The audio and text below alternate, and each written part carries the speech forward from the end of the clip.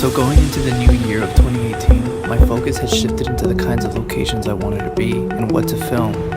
But I soon realized that it's not about the places you go if you want to make a unique story. There's a story day to day.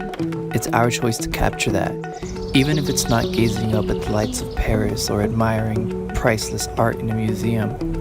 You create with what you have and mold that into the story you've always had in front of you.